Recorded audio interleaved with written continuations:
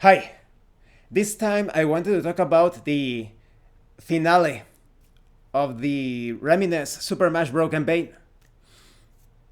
Check out a video that Tyler, also known as Flame Zombie, uploaded yesterday night. I'm going to put the link to it in the description. It was pretty amazing.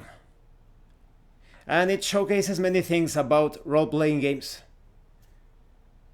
When it comes to the abstract nature of not using a grid or a paper map or battle mat or whatever, it truly is a labor of cooperation between the game master and the players. You need to work with their descriptions. You provide your own descriptions. They work within those elements. If they don't find anything within the description, they can always use roleplay to obtain details. A brilliant way of doing this. Tyler, he mentioned how his character was looking around the room looking for some sort of chair, wooden chair, and he fashioned a wooden stake from that. You know that in that, there are going to be some spoilers, of course. The villain was pretty much based on Count Dracula from the Castlevania games, and the wooden stake has been used in some of the Castlevania games. In Castlevania 2, for example, you can use it to secure one of the body parts of Dracula. So it was very thematic and surprising that Tyler got to think about using the wooden stake, the classical trope. He defeated one of the stages of the enemy, because you know how those powerful bosses, they are divided by stages because they are so powerful. And he managed to defeat one of the stages of the fight.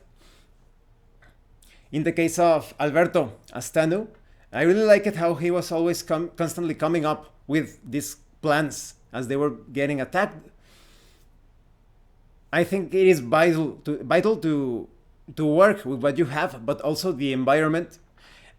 Combining your own natural capabilities with the environment, the items that you encounter, it's all about that.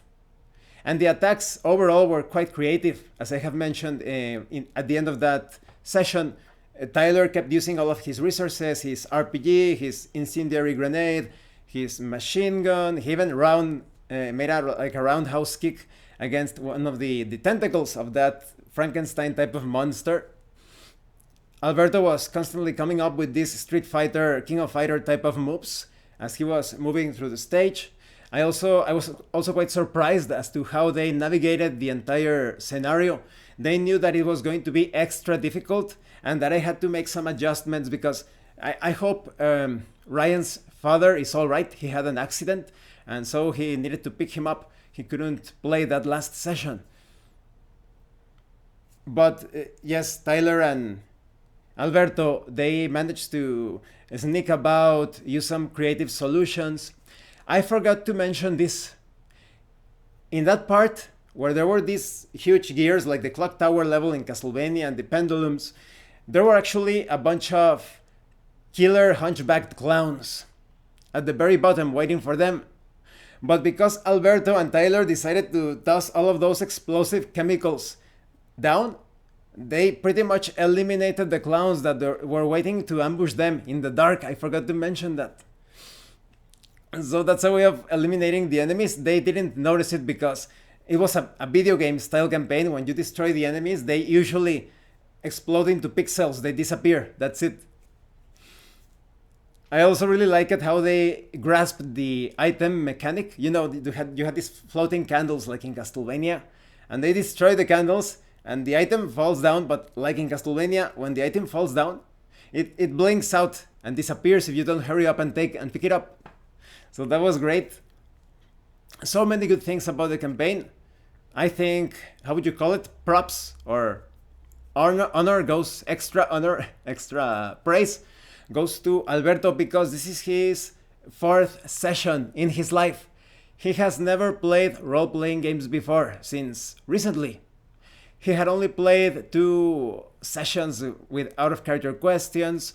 He mentioned that in the part 2 of this campaign that he really disliked. He saw the difference, the great difference between actual roleplay and a mother may I conversation. Can I do this? Can I do that? What do you do? What do you guys intend to do? Blah blah blah.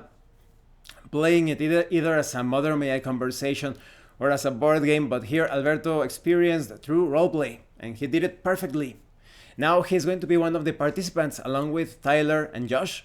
They are the 3 participants for the horror one-shot. I encourage everyone to join. The link to that will be in the description of this video.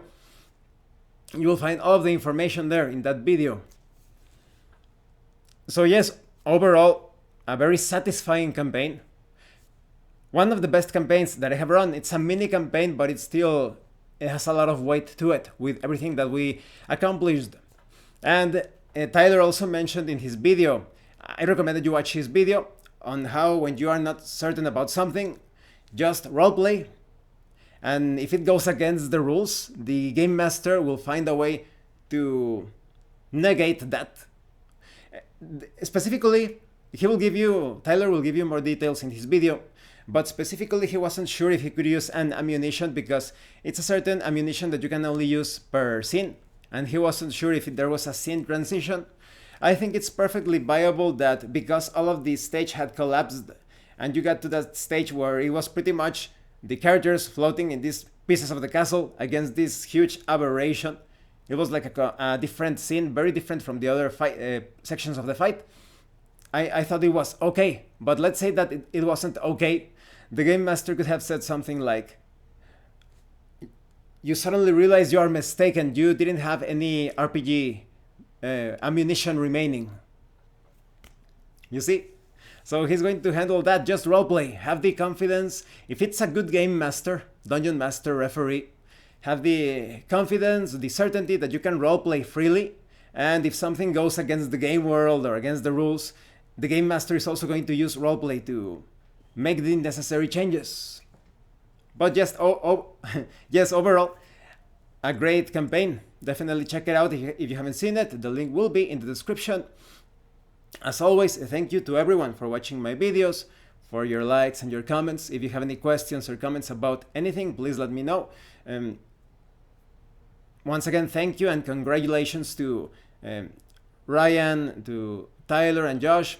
Even though Ryan couldn't make it to the final battle, he also was a part of this endeavor. You guys did great. And thank you so much to those of you that are going the extra mile to support the channel.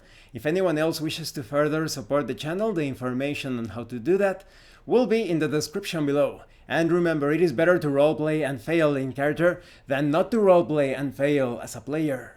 Once again, thank you, and see you later.